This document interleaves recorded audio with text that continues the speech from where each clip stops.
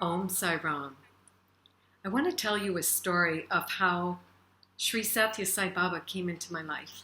I thought today would be the perfect day because it's the summer solstice. And that means that the sun is at its zenith point in the sky. And so at 12 o'clock noon, with that sun being at its highest point, if you turn around, you'll see there's no shadow.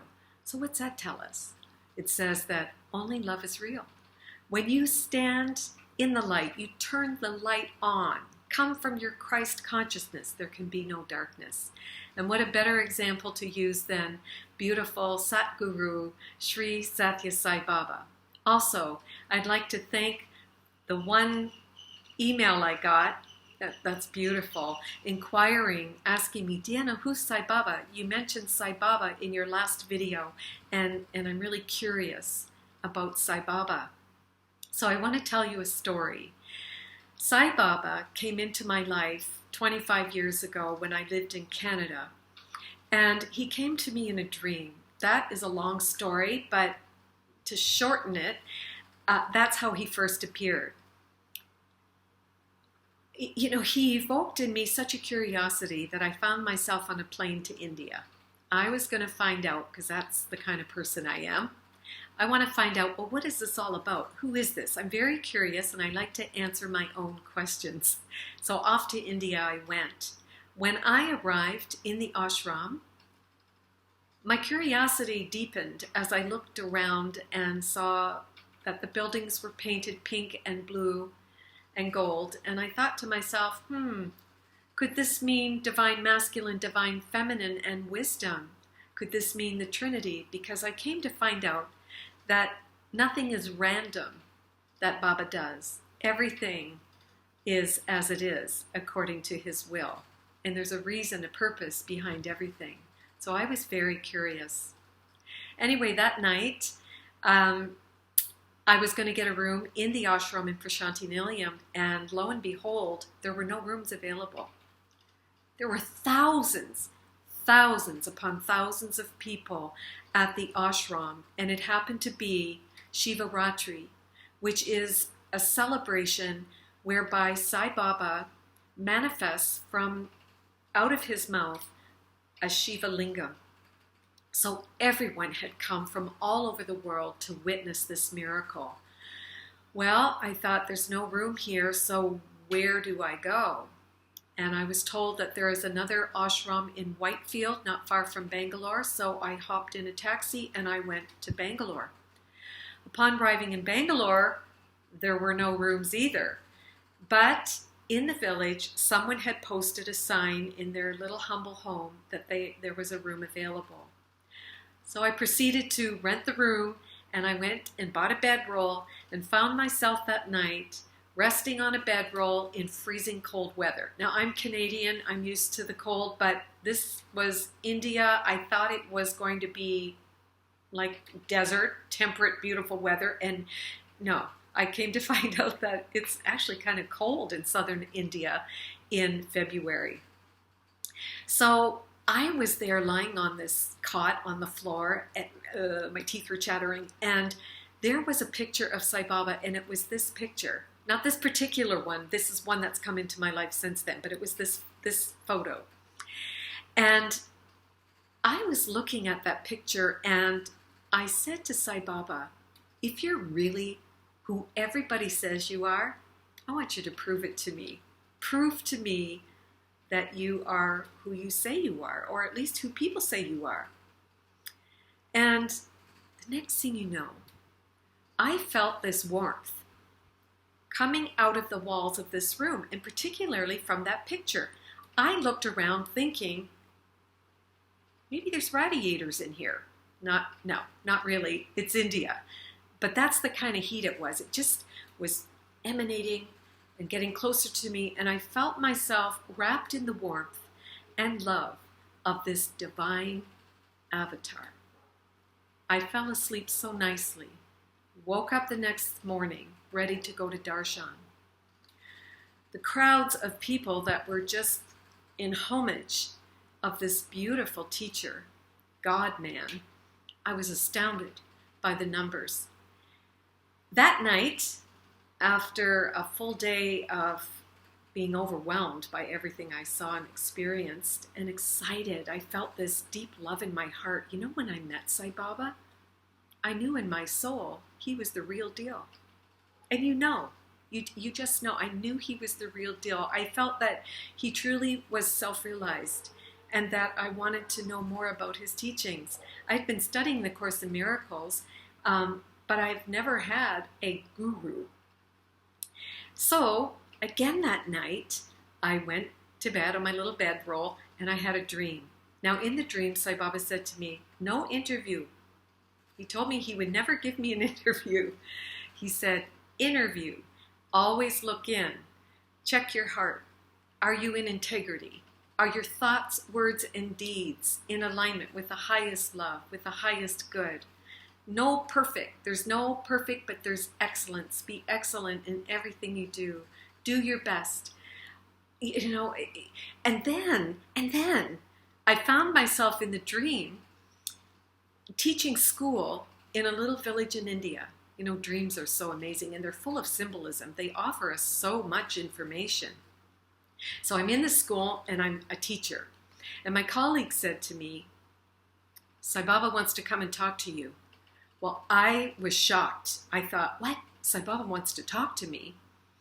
Well, a few minutes later, in walks Sai Baba, and he has this big hair. He's looking like Jimi Hendrix, and he has this silk orange robe on, and more than anything, it was his presence. He walks with such authority, with such grace. And he sat down behind the desk, and he said, sit, sit, sit. And so I sat down, and he put his elbow on the desk and he leaned forward and he said to me, so you want to be a Buddhist monk? I said, well, I was stumbling for words, and Baba said, it's okay, it's okay. Before I became a Sai Baba, I was a monk. I said, wow, Sai Baba, oh, okay. And he said, see, look at my hands. And he placed his hands in front of me. And on his right hand was the earth and the sun. And on his left hand was the moon and the stars. You know, dreams are so funny. And I said, oh, Baba, those are nice tattoos. He said, no, no, no. Look again. He put his hands out. I looked again. And the sun was shining, and it was sending rays of light out from the palm of his hand. And the earth, like a blue and white marble, spinning on its axis in the universe, was spinning in his hand. On his left hand, the moon was illuminated, and she was just this beautiful, luminous moon, and the stars were twinkling. I was shocked. And Baba took my hands, and he said, I am the sun, I am the moon, I am the earth, I am the stars. You, Deanna, you are the sun, you are the moon, you are the earth, you are the stars. And the next thing you know, I was awake. It was morning. And that dream was so real, and that dream stuck with me. And I thought to myself, Baba, what does that all mean? What are you telling me? And Baba said, I've invited you into my dream. You think you're dreaming, but I've invited you into my dream. I went to Darshan again that day, and I just felt his grace. I felt his love. I felt his depth. He was beyond the universe. It was an experience. I found myself again in another dream that night. And Baba said in the dream, he was black. His skin was black. And he pointed his finger at me and he said with Shiva eyes, Deanna, if you don't heed my words. He went like this and he showed me almost like tsunami waves. And then he turned and he was yellow. And he looked again and he said, Deanna, if you don't heed the word, this will happen. And he showed me nuclear bomb. And then he turned again and he was white. And he said, Deanna, if you don't heed my words, he went like this, as though a curtain opened up, and on the shores of an ocean I saw legions of armies marching. And then he turned red and he said, Deanna, you must heed my word. And he showed me another calamity. He turned the 4 colors of the races, and he turned to the 4 cardinal points, and he was telling me, live my word. Not just me, all of us, live my word. What is the word? Love. You are God. You are not different from God. You are a download of everything that God is. Live it. Be it. Be the love. Or the universe, by resound reflection, will show us what our thoughts are manifesting. That dream really went deep for me. I realized that every word I say has power. Every thought I think has power. Every action that I take has a reflection. It'll come back. And he was just reminding me, be the word of God, be the living word, be the love. And he talked about the 4 F's, and he said, face the devil, follow the master, which is Dharma, follow truth, follow righteousness, face the devil. What is the devil? It's the ego. It's that part of your mind that tries to sabotage you into deception, to have you believe that you are an insignificant nothing. Face the devil. Deny its power over you and claim, I am love, I am God. And he says, fight to the finish. Put a ceiling on those desires. Stop the nonsense. You got to fight the devil. You got to fight the ego. You've got to say no, stop, and finish the game. Life is a game. He says, play it. Life is love. Live it. Life is a challenge. Meet it. His teachings were so profound. That night, I went to bed again, and on the same cot, in the same room, and the heat was back, and I was all cozied up, and he came again in a dream. And he said, I have invited you into my dream. And he said, come. And I found myself in the ashram, in a room with Baba. And it seems to me there was a little dog running around. But that part I'm not quite sure. But I do remember some animal, dog, cat, something. But what was more important was that he said, come, I want to wash your hair. Oh my God, Sai Baba wants to wash my hair. Well, we know hair represents ego. So that was interesting, the symbology of that. But anyway, so I had my head in the sink, and he is scrubbing my hair, scrubbing my scalp. And while my head was down in the sink, I was thinking, oh my God, this is amazing. It takes God. That's what makes the barnacle. The ego's like a barnacle. It just wants to hold on, and it takes the love and light of God, believing in your greatest, highest self. That's the only thing that is going to loosen this grip of this barnacle called the ego. So he's scrubbing my hair, and then he's all done, and he puts a towel over my head, and I wrap it around my hair like a turban style. And as I'm getting up, Sai Baba starts to heave, like he's going to vomit. And I panicked. I thought, oh my God, Sai Baba's going to throw up. And but he manifested a lingam about this big. And it looked like it was alabaster. It was pale. It had a pinkish hue, soft glow to it. And I was shocked that came out of his mouth. And it was during the celebration of Shivaratri. And he handed me this lingam. And he said, Deanna, hold the power. I've never forgotten that. And I've been reminded of that so many times. Hold the power means hold on to God. Hold on to the feet of the divine. Trust. Know that there's a power greater than you guiding your life at all times. Hold on to that power, because that's real power. Money's not power. Nothing in this world will ever satisfy us, but holding on to truth, to this love inside of your heart, and getting off the wheel of samsara, facing the devil, fighting to the end, finishing the game of being in this delusional world of nothingness. Hold the power, Deanna. And then he said, bring people here.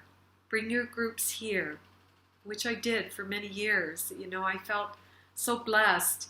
All of us that traveled with Baba. We went to the ashram, and he sent us to Hampi, another beautiful historical site, and he sent us to Shirdi Baba, which was his first incarnation as Shirdi Sai. And so I went there twice. That was just a beautiful trip. And then we spent time in the ashram, and so many lessons. One of the funny things that I remember is of a couple getting an interview by Sai Baba, and they took the Course in Miracles into the interview room, and they asked Sai Baba, well, what about this book, Baba? And he said, oh, yes, I wrote that book. And he said, this is the Vedanta for the Western mind. And I've been studying the Course in Miracles for a number of years, and that was just beautiful confirmation. I love that book, and it's just the Dharma said in the Western way, or the Christian way, if you will. And he also gave me confirmation about crystal skulls, which just kind of blew my mind. And he was a walking miracle. He was a man of miracles. And I feel his presence lately more. He's in spirit world, but on this day of the summer solstice, I look to him as a fine example of the illumination of everything that God is. And so I wanted to put this altar here with Baba's picture and some crystals. His mind was crystal clear. He just showed up as presence. His thoughts, words, and deeds were just one. Baba was so present. And I want to call also that bee up there. My beautiful daughter Jackie painted that bee for me. I love bees, and I think of Sai Baba as the queen. He is the queen and the king, the father and the mother. He is everything that God is, as we are. So I also would like to tell you that we are offering at our center here in Malacca beautiful crystal bed healing, also sonic sound chakra healing, and now we've combined the two for a 20-minute chakra healing with the chimes placed on the body. It's really powerful because sound and light are so healing. So when you lay on the crystal bed and you put the chakra chimes on there, but no more than 20 minutes, it just puts you into a deep theta state. So Ruby and Jamie are the practitioners that are offering this, and we're really excited. And a lot of this has been so guided by the light by Sai Baba. So with that, I wish you a beautiful weekend ahead. Face the light, face the sun, the beautiful example, symbol of love, and turn around and notice that there's no shadow there. You are the embodiment of love. And so with that, I'll see you in a few days with some more good news, but not without saying, I love you so much. You know that I do. Om Sai Ram.